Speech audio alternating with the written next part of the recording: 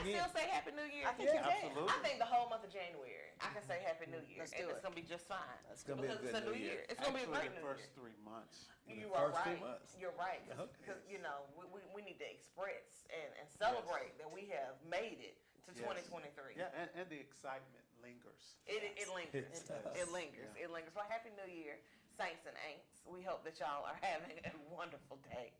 Thank you so much for tuning in for another installment of Living in the Word, where we are talking about the reset. If you didn't watch last week's, you are in for a treat, where we were talking about different things to help us reset as we were recapping our year. And so this time, we're going to talk more about some strategies and some methods and some scriptures and some things we can really dig into. What does a reset mean? Do I need a reset? How do I reset? And so before we get started, got a couple of announcements per usual. Listen, if this broadcast is a blessing to you, please tell us. Yes. We want to know. Like, don't leave us in this room by ourselves. Like, leave a comment, like, share, subscribe. We want to know how we can better serve you, so that way this ministry can continue to be a blessing to you. And if you would like to join us, come down to the church. The doors are open on Sundays at 10 a.m. Any other time, you got to make an appointment. But come down and see us at Nineveh Missionary Baptist Church at 1067th Street North, Birmingham, Alabama, 35206. Like I said, we have church service on Sundays at 10 a.m. And we also have service on Wednesday nights for Bible study at 6, and individual kind of more deeper books of the Bible studies at 7. We'll probably come up with a new name for that in 2023. You know, we were calling it Wednesdays in the Word, because you have Bible study, and then you have a different book kind of study. And we also have prayer on our Wednesday nights. We would love for you to call us at 5:30 p.m. That phone number is 351-999-3535. Call in, get your prayer requests, you know, pray amongst together. You know, some things are only done with prayer and fasting. Amen. Yes, yeah. So we need And to. we are hearing so many testimonies Yes. come out of our time of prayer. God is performing miracles, Yes. healing folks, financial miracles. Yes. We're just elated with what God is doing through our prayer time. Through our prayer time. So join on in. You don't want to miss out. And we would absolutely love to have you. Amen? Amen. So as we were talking about the reset, you know, the first thing that kind of comes to my mind when I think about resetting something is that little power button on my iPhone. Because, you know, sometimes my phone is, I probably depend on it a little too much. It is my calendar. It is my alarm clock. It is my Bible. Well, I keep a real Bible. Just, you know, there's some stuff you should know I'm kind of funny about. But it's got all my photo albums in there, and my pictures, and it's got my email and all these things. And then it's your phone. And then it also takes phone calls and text messages. Crazy, huh? Crazy. Yes. Well, sometimes I push it to the max. Sometimes I got too many tabs open, and I'm doing too much at one time. And the best way to do that I have learned is if I call a technician, if I call our IT department at work, they say, Avery, did you turn it off and turn it back on?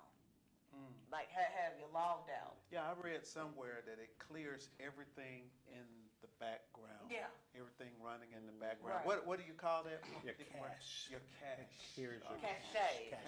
Cache. That's stuff that you can't see, but it's impacting your But phone it's impacting. service. Now, see, that's a word. That's right a there. word. That's a word. Sometimes there's things in our lives that we cannot see, You can't see it. but it is impacting. You Yes. know how we're showing up in the world. Yeah, So you're moving forward. right. So sometimes we need to just turn it off and reset And hit a reset. and hit a And reset. hit a reset. And I'm glad that you brought that up, because it's so true. It's not only the things that are going on in the background, but that there are sometimes there are things that are going on around us, and we're just so used to the chaos Yes. that we don't pay it any We don't pay attention. no attention. Yes. I think in the last episode I talked about, you know, what changed last year. You know, I retired and got out of the, as they say, the rat race, but my life didn't slow down. And what I realized is I exchanged one kind of chaotic race. madness for another. is what happened. Which I'm not going to say is a bad thing, but it's very easy for you to outpace yourself. You know, I may have called myself hitting a reset because I retired, but I really didn't. I don't know if you've seen this. There's a commercial where a gentleman, he goes to a store and he buys, and it's really an attorney commercial. Yeah. But he goes to a store and he gets a one, like a 2-for-1 kind of deal. He gets 2 treadmills. And so he's got them side by side and he's jumping from one to the other. Oh Lord. He gotta get his juice out of it. Oh yeah, exactly. Oh yeah, this was a good idea. And his wife was looking at him like he's crazy. Because he is. Well, but that's what we do. That's what we do. We'll stop doing one thing. We'll jump and still be doing the same thing over here. And then the grass looks a little greener, so we'll jump back over here. Right. And so sometimes we have to hit that reset. Right. But the reset, as he says, clears the cache. Yes. It doesn't put it in the background. Because a lot of times if I pick up my phone, there's things going on in the background that I didn't completely close. Like I think it's on right now. I didn't completely close. It's green on the top. Exactly. But, I'm sitting there thinking, well, I'm going to start doing this, but there's still other things going on. And when we hit the reset, we've got to I think we need to take stock of everything that's going on. Yeah. And then clear that out and be intentional about what we're going to do from that point on. And I wanted to bring that up because there are so many scriptures in the Bible that are so helpful to us if we just take the time to meditate on them sometimes. Yes. And I said to myself, there's a lot of negativity. If you look at the year, the past year, and I don't know where you are watching this from. If you're here in Birmingham, that's great, but you could be somewhere else. But there's a lot of violence in the city. There's a lot of heartache going on in there. And not only when you lose an individual is lost to gun violence, there's a family that's missing them. There are friends that are missing them. And that doesn't just go away. And you somehow have to reset yourself to know they're not coming back. But I don't want to take that heaviness with me on a daily journey. And I was looking at this in Philippians 4:8-9. And it says, finally, brethren, whatsoever things are true, whatsoever things are honest, whatsoever things are just, whatsoever things are pure, whatsoever things are lovely, whatsoever things are of good report. If there be any virtue and if there be any praise, think on these things. I want to stop there. I want to stop there because if we think on these things, now we've set ourselves up to be in a posture to be able to do things in a positive mindset. We've set that reset button and we've laid a foundation that will allow us to walk in the Spirit of God and do things in His way, in His ability.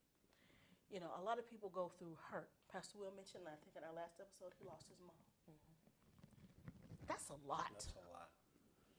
That's a lot. I watched on the news just the other night, and this lady was talking about how she lost her son this year and how it hurts, and she wants the city to understand the pain that she's going. That's a lot. But if you're trying to push past the mark, we've got to lay the foundation with these things. We've got to renew our minds daily with this type of thing. Because if we don't, it'll be very easy because there's always violence. There's always discourse. There's always road rage. There's always something that can lead you off of your vision board, if you will, to get to do the things that God has asked us to do. And there's always something that's going to always need for you to do a reset if you don't lay that foundation. Amen. It's so important that we do not dwell on those things that are bad, because it changes the way you look at things. It changes the way you deal with people. It changes the way that you think about things. And that's why I think it was Paul that was saying, you need to think on the good stuff. You need to think on the things that are of good report. I get so mad at people that all they bring me is bad news. They're shooting people out there. You can't go outside. They're stealing from you. You got to make sure that you don't do this right here. They're trying to do this right here to you. They're got trying a lot of body language going. They're trying to take stuff from you, and before you know it, if you listen to them, you'll be a hermit. You'll never go outside. You'll never talk to anybody. You'll never trust. And you'll be thinking on those things all the time, and it changes you.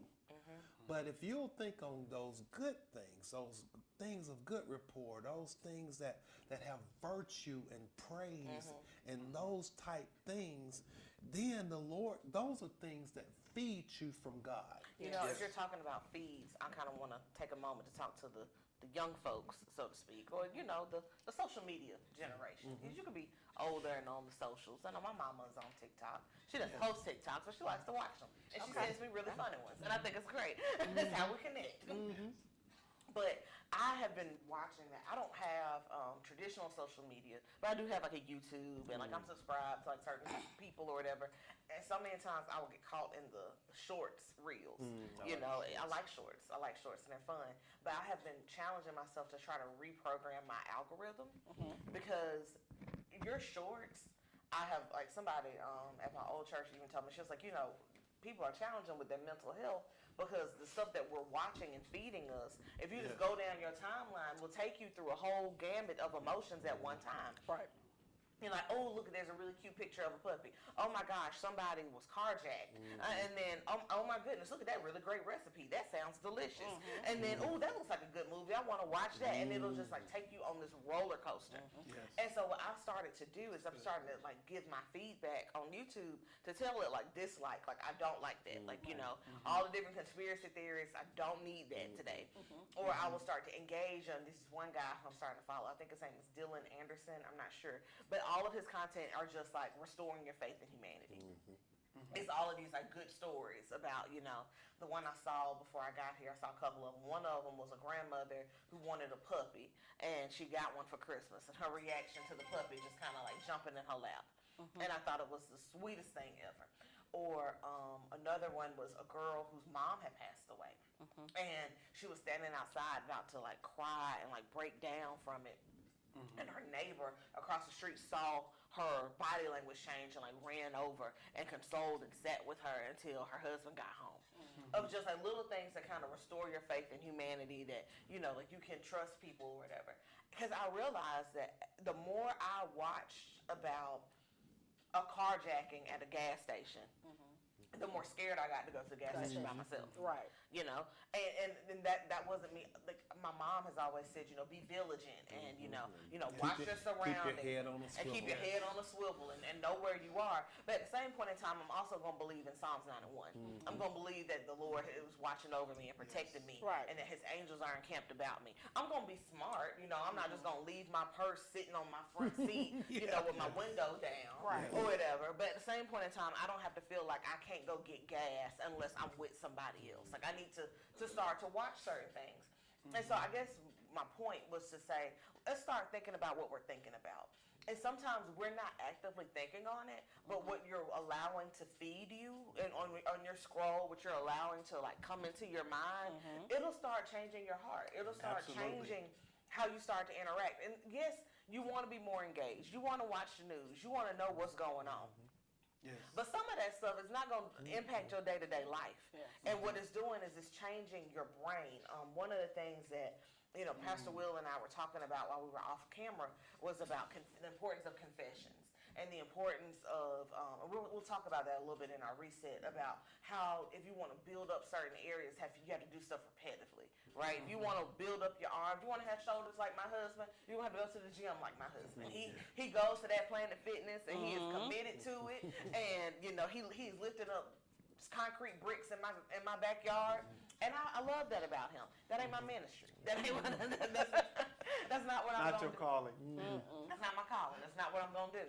But what I have learned is as you continue to exercise stuff, you'll think about it. And research shows that your brain is like a force. Like there are different neural pathways in there. Right. And if you guys, we're in the South, if you think about a path that you walk, and whether you are outside or inside, I can think about my daddy's carpet in the house before we got hardwood floors. That hallway path, it started getting worn down. Yeah. Whereas, you know, the guest room, the carpet looked pretty new because people weren't going in there that much. Well, as you are trying to train your brain to think about better things, to think on higher things, you're doing that same thing where you are making a path where you're going to wear it down. Yeah, I had two questions, Avery. Go ahead. First of all, what is your expectation for 2023? What are you expecting God to do The second question to connect to what you're saying is, what are you ingesting? You know, what are you feeding yourself? You know, because we've talked about this. I was looking at this process of resetting spiritually. First of all, you've got to make sure you have a relationship with Jesus Christ. And I think one of Sister Vanessa's verses was, therefore, if anyone be in Christ, behold, they are what? A new creature. So that's where the newness begins. You know, it didn't say if I attend church. Right. You know, if I'm a good person. Right. But am I really genuinely regenerated? Am I really in Christ? You know, that makes all the difference in the world. You know, I mean, when you read the Old Testament, you know, you got a whole group of, I guess, what you would call patriarchs, these great men and women of faith, and they would like pull off this great feat, right?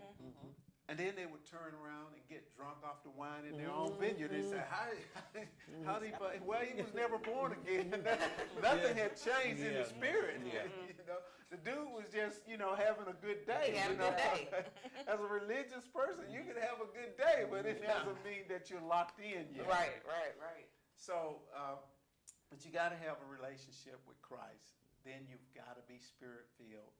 Then you got to read, study, pray, confess, and walk in the Word. That's a process. That's a process. You got to read it, you got to meditate it, you got to walk in it. And then it says here, you got to honor the Sabbath that God establishes for your life. Now, we're not talking about following the Jewish Sabbath, but you talked about this a little bit earlier, Avery, about having the right processes in your life. Having the right boundaries. Yes. Having the right boundaries. Yeah, I need that. I need that. Yeah, that's one of my prayers. My sweetie tells me all the time, your problem, Pastor Will, is you cannot say no. You know, I feel like we're a lot alike there. Because my husband tells me that all the time. He's like, you don't have to agree to everything. We can help each other. We can help each other in that. Y'all can't help each other. Y'all need to move. We should wear the same color shirt. I was like, I need help. I was like, what do you mean? I don't Enough have to to go say over yes. there and tell him no. I keep asking. I was like, I want that Vanessa anointing to be Yeah, able to say no. Vanessa and Sweetie says no with ease. Oh yeah, there's I no need problem. that grace. I need that. But the last thing, and I heard someone give this in a prophetic word, they said connection is the new currency in the kingdom. That is true. So who are you connected to? You know, we used to, the old saints used to say, birds of a feather flock together. You know, don't think you can hang out with the turkeys and soar like an eagle. You're not going to do it. It's not going to happen. You're not gonna do it. You know, and I tell people all the time, most of the time, the people that are down here, they're going to drag you down before you pull them up to your level. And so you've got to have solid connections with those in the members in the body of Christ who are seeking God's face. The Bible says it's iron sharpened iron, not as brass sharpened at brass, not as pot metals sharpened at pot metal, but as iron sharpened at iron. You were going to share something. No, I was just going to say, but we've also got to realize that the battle is to reset you on the other side also. Yes. See, you know, when you look at the definition of reset, it means to return to zero. You know, to return to zero so that you can start over again. Yeah. And the devil wants to reset you so that he can start you in a whole different direction, just like the Lord wants you to reset so that you can start in a new direction. Yes. I was brought up in the generation of the beginning of video games. Wow. We had the absolute first home video game, Pong. Yes. It was that Pong game. And I remember my mom brought it home. We got it You're home. kind of dating yourself, Yeah, Deacon well, Brian. you know it is. I was like, that's before my time. Yeah. My mom Me brought it too, home girl. from Radio Shack. It was not before your time. Yeah. Man, we thought we were high. We had everything when we turned that TV on and we played video games, were able to control it on the TV. And then we moved on to little handheld games. And then from handheld, we got the Atari 2600. Oh, yes. I You remember that remember Atari, Atari yeah. 2600? And it was Pac-Man on TV. Yes. But it didn't look like the Pac-Man in the video game. But then somebody came out with ColecoVision. Oh, yes. Okay, and it Going looked, through it. yeah, and it looked just like the games in the video arcade. place, in the arcade. And then now you fast forward to the day, and the games that the kids are playing look real. They look like real TV. Yeah, Yes. look like real TV. You look at the football games, Yeah. it looks just like football. You look at the war games, it looks just like war. When we just had little sticks Yes. going on. Yes. But one of the things that you could always do is when you lost, you could hit reset and start over again. Right. And one of the things that I love about the newer games is that you would get to a certain level, and you couldn't get past that level. You would die once, you would die twice, you would die 3 times. You would lose your life, and you would have to start over. But you didn't start over from the beginning. You started over at that level. Oh, wow. And you got to use all those things that you learn on that level to try to Yes. make it through that level. You would go through. And you might get it this time, you might almost get it and you die. But you got to hit reset again and start over again. Yes. And that is where we are. And that is I use this word, it's what actually happens in the spirit where you can hit reset, start over again. Yes. And he didn't start you back at 0. Absolutely. You might be on level 5. Yeah. You might start at the beginning of level 5 and you could move to the next level. But you've got to learn those lessons on those levels. Absolutely. And every failure should be a stepping stone. yes. You know, every false step or every mistake, it should help you grow in your next encounter. You know, I Yeah. hate mistakes. I don't Yeah. know if y'all know that about me. I'm a recovering perfectionist. Yes. I hate them. I'm going to share a story with you. I need it, Pastor, because I hate making mistakes. Yes. You know, I saw this graphic on LinkedIn, and it was these different books, and they were all different colors. And the first thing was maybe only 4 books, and it was like what you learn in school, and it was like 4 red books, and then it was like only, and it was like a graph, so it was like only a little bit. And then the next one was what you learn in school and on the job. So it's like 4 red books, and then it was like 3 blue books. Like you learn a little bit more once you actually start getting some experience. And the last one said what you learn from mistakes. And it had, 4 red books, 3 blue books, and then like 10 green books of like you learned so much from your mistakes. And like last year I started in a new practice group at work, so I'm starting to do a different type of law. And I was excited about it because, it's a new thing, a new opportunity, a reset. I'm not starting over from the very beginning. I've been practicing for a little bit, so I understand how stuff goes.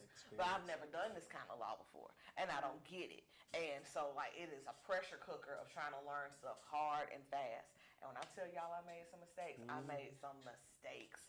And I can remember a guy who went to law school with me, but he was a year ahead of me. And he was telling me, he was like, oh, you're going to mess up. Like, you're going to royally mess some stuff up. And I said, no. You may have messed stuff up. But I'm not going to because I'm perfect. And I was like, I'm not going to need to make those kind of errors or whatever. But I have learned that I learned so much more and I learned so much faster. From your mistakes. From my mistakes. Or Yes. like I'm watching the edits become less and less by my partner that I report to. When he was like looking at my work, like he gives me less edits or it's more like comments or things like, let's think about this or do they have that, instead of tedious things like that I'm missing because I don't understand it.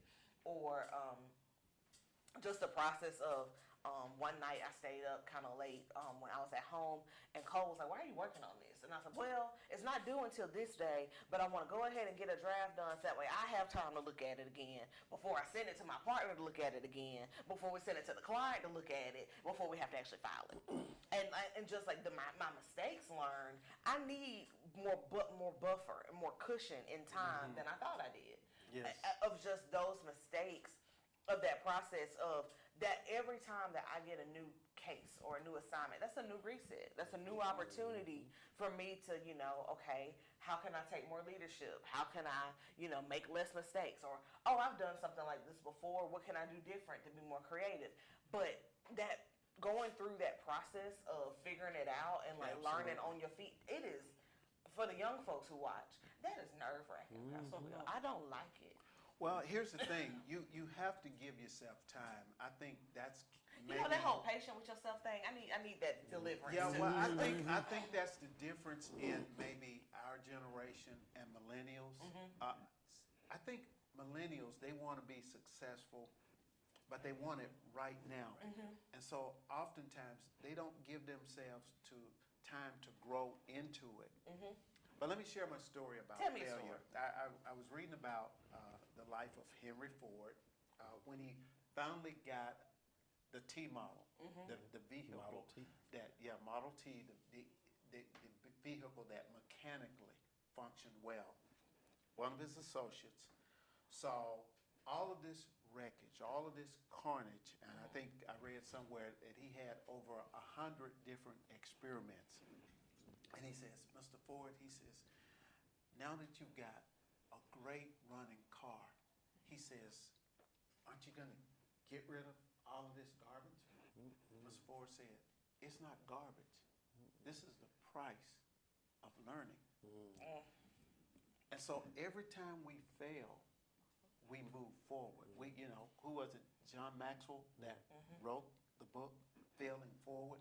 We fail, but we fail forward because we learn something from each failure that propels us to our next level. Oh, I agree with that 100%. I got my first promotion up after 1,000 failures. Wow. Yeah. I always tell my nephew, because he said, Uncle Bill, he said, how do you get to where you are? I said, well, I'll say this. If I had $1 for every time I failed, I'd be a millionaire. I'd be rich. Yeah, I would be very rich. 1,000 failures. I remember they would call my name, Brian. I was in the proof department in high school, and I made every mistake that you could make. Yes. They would call my name, and I just knew I was losing my job. Yes. And then one day, it clicked, and I was good. Yeah. And 3 months later, I was a supervisor. I feel like I'm starting to get there, but I'm personally battling okay, I think I'm okay, and I'm waiting on the other shoe to drop. I'm like I don't want to get too comfortable. So I'm trying to stay on my toes, and like that challenge of okay, do I rest in the fact that okay, maybe I've spent enough time in this and I got another notch under my belt, or is that arrogant to say like because sometimes I still get a new case and Cole can tell y'all like I'll be shaking in my boots. I'm like I don't know, I ain't never done this before. Well, if you'll stay with it, if you'll stay with whatever you're doing good, you'll become great at it. Yes. You will. I remember when I would fix air conditioners. Sometimes I would be working on one problem for 4 and 5 hours. Leave that night, come back the next morning, and go back and work on it. And now I say I don't remember the last time I've done that. I go boop boop boop boop, and I'm gone. Yes. But 4 or 5 hours in the cold, upside down, barely can see. And now, because I learned from those mistakes. And see, so we talked about this on one of our series earlier, is that failure is not a bad thing. You just make sure that you learn from that failure. You make sure, and God, we talked about all the failures throughout the Bible and how they messed up so many times before they were great men of God. And I believe that God has greatness in you, but he has to take you through. But each failure is an process. experience. Yes. Absolutely. And I think that's what people don't hold on to is that it's not, oh, I failed, that's awful. But each failure is an experience. And it will you can garner from that so much from not only the how to do stuff, but how to act within an area where you're not waving the hands and you're not the one that's in lead. You're not the greatest of them all. But you're learning so many things from just that experience. Yes. It's not just the failure, but there's so many other layers in there that's why you can come now and go boom, boom, boom, and it's done. Because not only did you fail, but you realize what not to do. You realize what to do. And then you take that what to do. And you build a process out of it. Yes, So, yeah. And you know, as you were sharing that, I thought about this word that's used by craftsmen that repair ships. The word, we say integrity. But integrity literally means that nothing is broken and nothing is missing. And so when they were repairing the ships, you know, oftentimes pieces, you know, from being seaboard would be broken and missing. But when the ship had integrity, it was said to have nothing broken or nothing missing. In other words, it had been restored so that now it is sound. And that is the process that God has taken us through. So how do we get to that? How do we reset? Like, let's say my boat theoretically is at the dock, or we're at the port, and I'm like, Pastor Will, I got some stuff broken. There's some stuff that's shipped. There's some stuff that may be at sea. Some stuff that's missing. What do I do to say, okay, I want to reset? I want that integrity. Like, where's the reset button? What do I do? Well, I'll let Deacon Brian and Vanessa take a shot, and then I'll share. I would say the first thing, the troubleshooting rule is this. You find out what's broken, and then you go to that part, and you start working from the broken part. You know, if you're a ship and you're broken and there's water coming in, the first thing that you've got to do is stop the leak, and then you start working your repair. So let's just bring that to a human standpoint. I'm trying to think of a scenario. We can talk about my scenario. I need to start eating breakfast. You start eating breakfast? Like that's where my metabolism is broken. I don't eat breakfast. Well, the first thing that you do is get up and eat breakfast. See, that's easy. Identifying the problem is usually the hard part. You know, it's taken a year, and lots of doctors and lots of nutritionists and diaries and weight loss plans, and you know, I'll be honest with the saints. You know, it's the beginning of the year. We on New Year, New Me. You can sign up for Jenny Craig or Noom or any other Weight Watchers program. I'm sure there's a special run, and there may be an ad that's in your corner right now trying to tell you that's something that you need to do. Okay, I can remember. Oh Lord, my epiphany of I really wanted to do something about my weight was in the last couple of years. I had a couple of things that had to happen. I got sick and I ended up in the hospital, and I watched my recovery or different. Like I ended up having to be cut in a different area because of my weight, or I ran into somebody here at the church in the lobby, and they mentioned to me that they almost didn't recognize me because I had gained so much weight. Or that, you know, I was, they still loved me, but I was definitely a little bit thicker than I used to be. Or, it's all right, saints, you know, you gotta use them. I'm like, okay. I was like, maybe that's what I needed. Senior saints. And they'll tell you, hurt my feelings, but it's all right. Like, I know she loved me. Or the third one was, try not to get emotional, but like my wedding day, I did not feel like I was at my best. Because in my head, leading up to my wedding day, I was supposed to look like Barbie. Like I was supposed to be at my very best on my wedding day. I did not take into account that I may be recovering from a surgery, or that, you know, I may be going through different transitions in my life by the time I actually got the I do. I just knew that from the time I got a ring on my finger until the time I said yes at the altar, I was supposed to be on the weight loss plan. I was supposed to look like Mattel made me. Like I was supposed to have the perfect little Barbie shape, and my hair needed to be a certain place, and it just wasn't there. And so I started questioning, like, okay, what's the issue? Because my mom is a nurse, and she was like, you don't eat bad. She was like, you don't eat like bad things. Like you're not like a super junk food. Like, you know, some people say, oh, you need to cut out sodas, or oh, you need to cut out the candy, or oh, you don't, you know, you probably drink too much sugar, or whatever the case may be. Like I didn't have one thing. And so after I've done like all this investigating, my nutritionist was like, you don't eat breakfast. She's like, I don't like. So looking at my food diary, and she's like, you don't eat breakfast. Like, and so by the time the day ends, you are in starvation mode. And so when you do eat, your body doesn't know whether or not it can release the calories that it stored because When will I get any more? when will I get any more? Like you Yeah. have gone too long Yeah. without doing Yeah. certain things. Yeah. Go ahead. So that was your, My brief suggestion just on that, which is what I'm hearing. You don't eat breakfast. And I know of so many individuals who don't eat breakfast, and that may not be their story that they gain weight or whatever. But start small. You know, Erin told me she just don't like to chew in the morning. and you know, the first time Erin said that, I thought she was ridiculous. And then I tried to chew that early in the morning. And I was like, I was like, my eyes ain't even open all the way. I don't want to do that. Yeah. But what we all know is food is fuel. And if it's a break fast, and you're breaking your fast from when you ate last night to when you eat in the morning. So if you ate dinner at 6, 7 o'clock, and now it is 7 o'clock, you're 12 hours in, and your body hadn't had anything. So, but if you don't want to eat that early or chew that early in the morning, my suggestion would be do a yogurt, do a smoothie.